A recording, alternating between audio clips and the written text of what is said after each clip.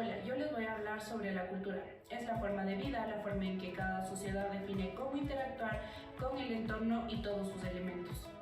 También podemos decir que la persona está regida por la cultura, la tradición, la forma de interacción, normas y prohibiciones. Cada grupo humano desarrolla una cultura que es el resultado de enfrentar los problemas que se presentan a lo largo de su propia existencia. Las características de la cultura son comportamientos sociales, es compartida, común para un grupo, se aprende y por último se transmite. En el Ecuador podemos encontrar culturas como el quichua, afro y culturas occidentales. Para que un hecho cultural prevalezca se requiere que las personas estén dispuestas a transmitir un hecho cultural y por otro lado que estén dispuestos a recibir el hecho cultural y continuar. Ahora hablaremos sobre la sociedad y las personas. Las definiciones de sociedad cambian según la corriente teórica de las ciencias sociales.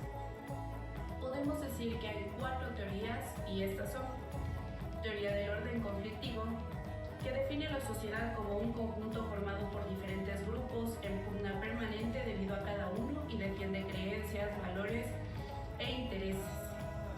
Por ejemplo, el sindicato y empresarios. Después tenemos a la teoría dinámica, que define a la sociedad como un conjunto de grupos unidos mediante lazos morales, creencias, emociones y valores. Después tenemos la teoría de la elección racional, que define a la sociedad como un conjunto de grupos organizados en función de intereses.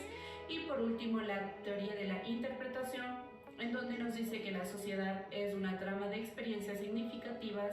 Las personas son capaces de construir un orden social a partir de la subjetividad que otorgan a los hechos sociales. Más adelante, Abraham Maslow analizó cómo las personas buscan su autoactualización y autorrealización. A partir de estas premisas, concluyó la pirámide de necesidades. De ahí parten los derechos e intereses sociales. Podemos decir que el derecho está íntimamente ligado al análisis de los intereses sociales, de acciones individuales o grupales que comprometen el orden y la paz social. De aquí surgen varios intereses. Uno de ellos es el interés político. El Estado, en su componente jurídico, decide cuáles intereses sociales merecen protección legal y cuáles no, y con qué medios se podrán alcanzar lícitamente. El Estado crea normas y aplica conforme a los objetivos. Por ejemplo, tenemos la educación. Aquí podemos nombrar 2 leyes, como es la Ley Orgánica de Educación Intercultural y la Ley Orgánica de Educación Superior. Después tenemos la salud, que con la Ley Orgánica del Sistema Nacional de Salud. Y por último, el transporte, con la Ley Orgánica de Transporte Terrestres, Tránsito y Seguridad Vial. Gracias. Ahora veremos origen y población. ¿De qué fecha datan los primeros asentamientos humanos? Los primeros asentamientos humanos en Latinoamérica datan de hace 13.000 años. Andinoamérica Ecuatorial, en el espacio llamado Área Septentrional Andina, que debe denominarse con mayor propiedad Andinoamérica Ecuatorial y que corresponde al actual territorio ecuatoriano, hay evidencia de población de hace 12.000 años. Asentamientos. En los asentamientos encontramos los costeros y uno de los mejores sitios estudiados es Las Vegas, que se encuentra en la península de Santa Elena. Hasta el siglo XV los asentamientos crecieron hasta ser supercomunales.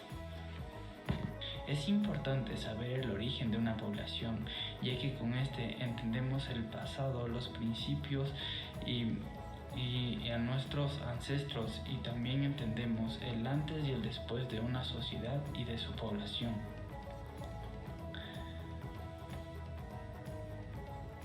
Épocas. La época aborigen. En esta encontramos los primeros pobladores, las primeras comunidades, los primeros agrícolas independientes, comunidades agrícolas superiores, comunidades supracomunales, y aquí aparece el periodo incaico. Época colonial. En esta encontramos la implementación, el auge y la redefinición. Luego vino la independencia y la Gran Colombia, y en esta encontramos la independencia, la campaña definitiva que se llevó de 1820 a 1822. Encontramos también el Ecuador en Colombia, el proyecto bolivariano hacia la separación del sur. Luego tenemos la época republicana. Encontramos el primer periodo, el Proyecto Nacional Criollo, segundo periodo Proyecto Nacional Mestizo, tercer Proyecto Nacional de la Diversidad.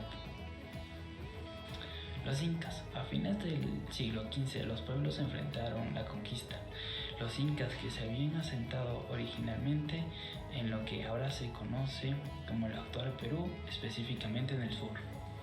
El sistema inca no desterró formas de organización social y los rasgos culturales o religiosos persistentes, sino que los mantuvo, insertándolos en el complejo sistema de Tahuantinsuyo. La base de la producción y la organización social estaba en la comunidad, regida por su tradicional jefe, que pasó a formar parte de la burocracia imperial. Organización social inca. Podemos decir que era una pirámide y que en la punta se encontraba el inca y que este era el gobernador y tenía todo el poder. Más abajo estaba el auqui, que eran los sacerdotes y el clero. Encontrábamos abajo de ellos a los panacas reales, que eran las primeras generaciones de la familia. Luego de ellos estaban la nobleza de sangre, que eran el resto de la familia real como tal. Teníamos también a la nobleza de privilegio, que era una clase de ciudadanos muy similares a la nobleza existente en Europa, compuestos por un sacerdote, jefe y asesores del Inca. Hatun Runa. Este era el pueblo en general. Mitimaes. Eran las personas encargadas de ir a buscar nuevos territorios que colonizar, siendo su fin. Además, enseñar las tradiciones y las culturas en que aquellos territorios conquistaban. Yanaconas. Era el extracto social más bajo, no tenían derechos y estaban al servicio del Inca y de la familia real. Cristóbal Colón, 1492. En 1524 se organizó una empresa privada de conquista y colonización que encabezaron Francisco Pizarro y Diego de Almagro. Pizarro dirigió una primera expedición por las costas sudamericanas en 1526, que llegó por primera vez a las playas de lo que ahora es el territorio ecuatoriano. Luego de solventar varias dificultades, los dos jefes volvieron a organizar una expedición nueva, que en 1531 recorrió nuevamente las costas hasta Tumbes, en donde desembarcaron para penetrar tierra adentro. ¿Por qué triunfó la invasión española? Se dice que varios fueron las causas de la rápida conquista, aunque las más destacables podríamos decir que era la utilización de nuevas tecnologías de parte de los españoles, también las armaduras, las espadas y los animales que llevaban. Algunos de estos asustaban a los incas. La población nativa disminuyó. La propagación de enfermedades, el establecimiento de mecanismos de explotación y la persecución a la cultura. Las conquistas significó el intento de expulsión a los indígenas del escenario de nuestra historia. Desde entonces hasta los tiempos actuales, los indios y especialmente las mujeres indígenas, doble o triplemente discriminadas, no existen en las versiones oficiales. Indígenas. Los indígenas son las personas nativas de un territorio. Vienen del latín inde, y que quiere decir de allí, y gens, población. Esto según la RAE. Yo les voy a hablar sobre la invasión española y la colonización. A lo largo de la historia, el poder ha sido un elemento clave en cada civilización. Desde la Edad Antigua lo podemos ver en el poder por el linaje. Existían emperadores, nobles y patricios. En la Edad Media, el poder provenía de Dios, el Papa y los reyes nombrados por él. En la Edad Moderna, el poder emana del pueblo. Según Maquiavelo, todas las personas tenemos una naturaleza dominada por las sensaciones, al igual que los animales. Y Thomas Hobbes nos habla de un leviatán que representa una sociedad en una sola masa. Los incas en el Ecuador. A finales del siglo XV, en el territorio que ahora representa el Ecuador, surgía una conquista por parte de los guerreros del sur, los incas, que se asentaron en el sur del Perú. En la batalla de Yaguaracocha, el dominio incaico se consolidó en dos centros de poder: Tumipamba o Cuenca y Quito.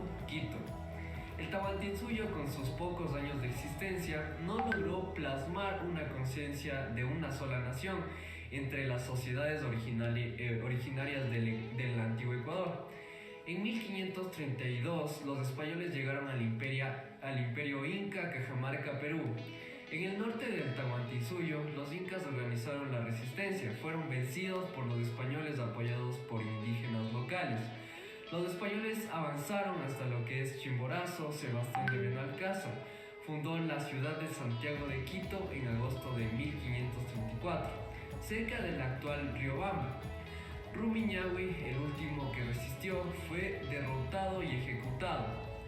En diciembre de 1534, Benalcázar tomó posesión del sitio de la actual ciudad de Quito.